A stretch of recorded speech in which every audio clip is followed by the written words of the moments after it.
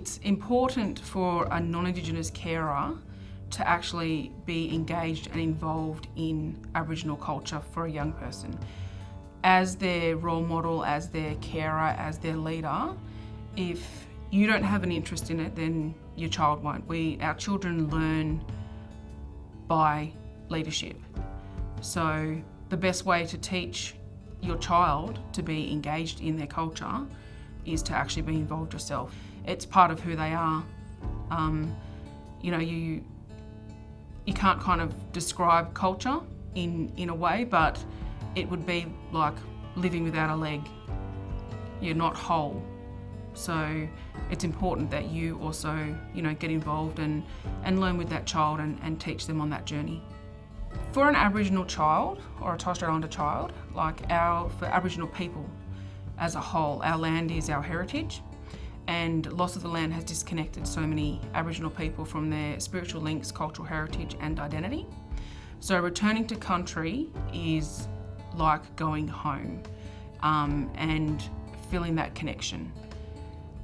Aboriginal and Torres Strait Islander people are very spiritual, and again, there's no way to describe that spirituality,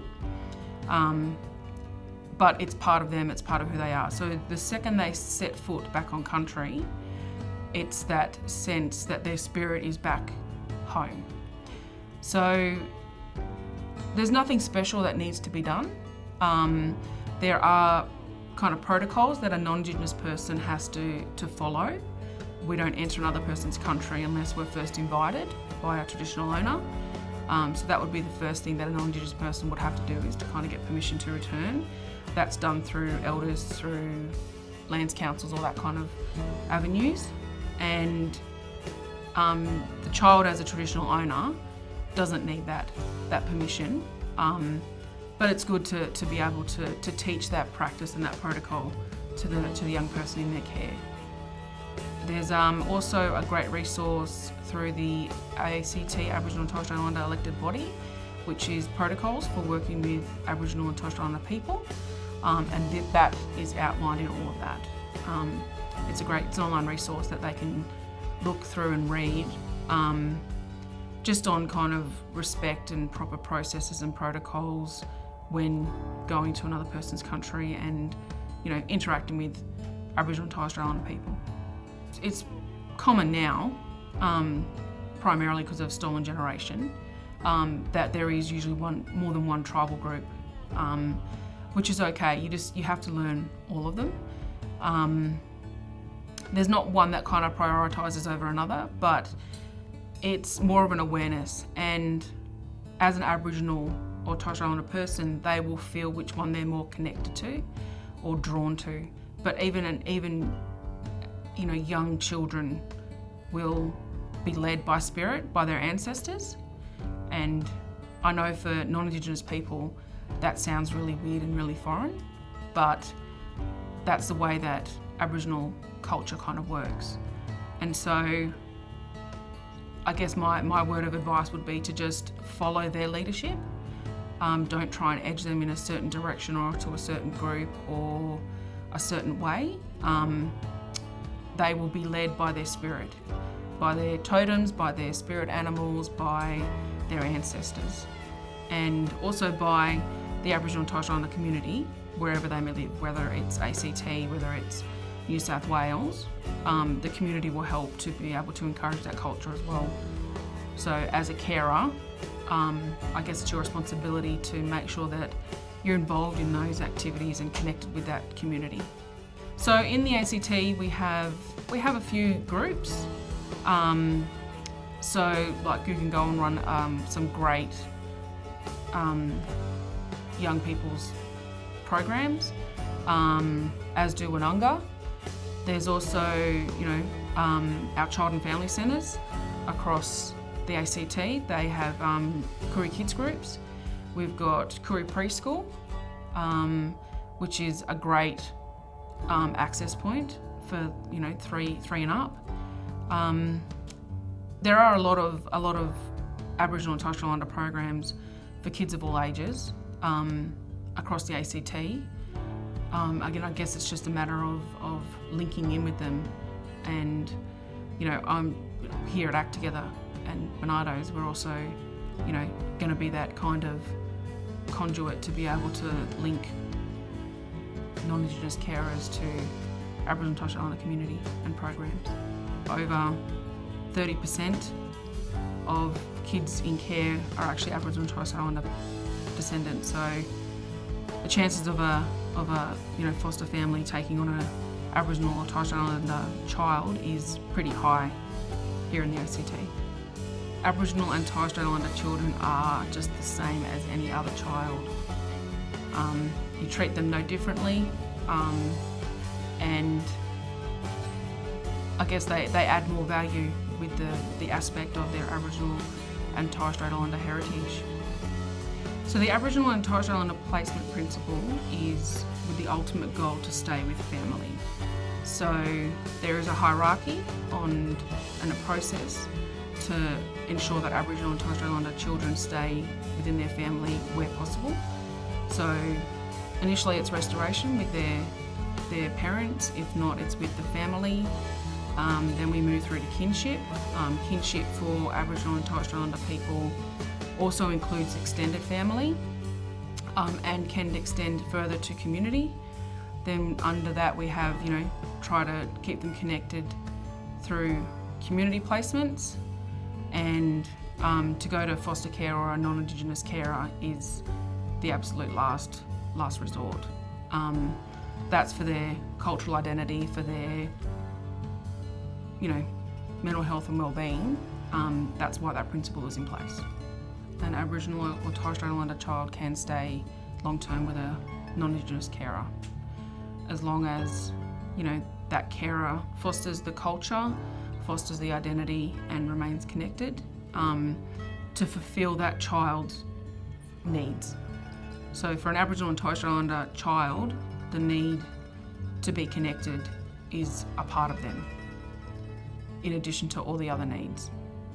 Talking to your caseworker would be the first port of call, reading up on their cultural care plans, then kind of doing a bit of research around, the Aboriginal and Torres Strait Islander community where they live, and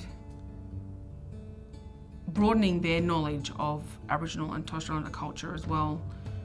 It's no different. It actually creates more layers. And the most important thing for a child in care is to make sure that they feel culturally safe. And what that means is that they are allowed to acknowledge and embrace their culture and their identity of an Aboriginal or Torres Strait Islander person. If a child does not feel culturally safe, it then inhibits them and they cannot grow.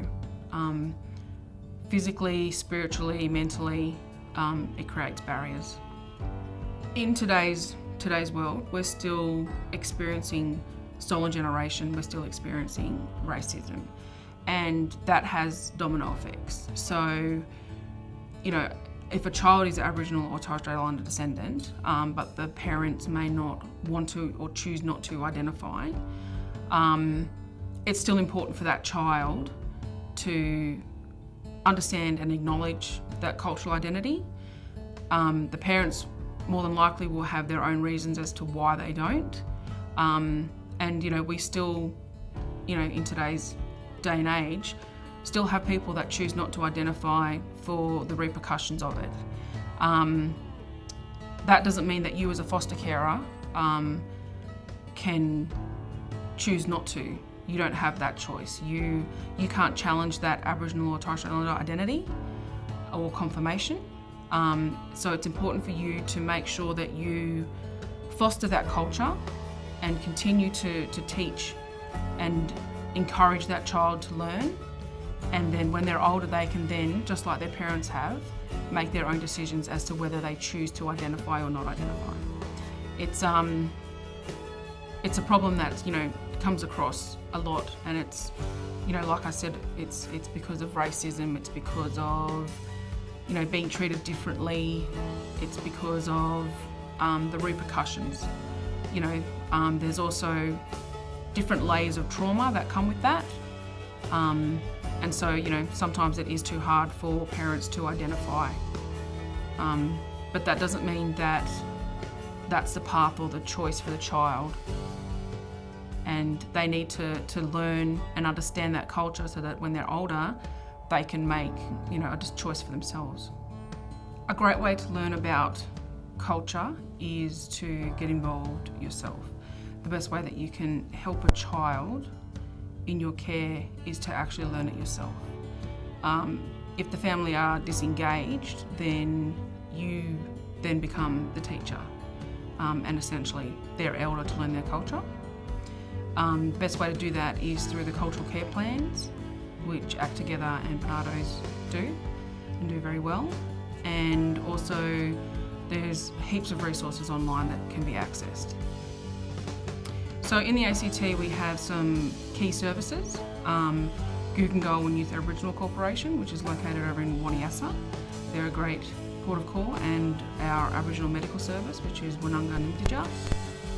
They are another great access point. We also have here in the ACT the United Ngunnawal Elders Council that can direct you in the right places where to go, link you in with all different groups. And we have the ACT Aboriginal and Torres Strait Islander elected body, which you can look up on the Community Services Directorate website, and there's also additional links there that you can gain some information. I think the most amazing part of having an Aboriginal or Torres Strait Islander child in your care is that they bring a whole another layer of learnings, of love, of connection, of family. We're the longest living culture, so for 60,000 years we've been doing it right, and they bring that knowledge and that heritage, that connection with them, and so you can look forward to learning about that, and being a part of that community as well. You're their role model, their leader, so it's almost like Aboriginal and Torres Strait Islander culture will foster you as a carer, which we do with open arms. So yeah, you can look forward to it.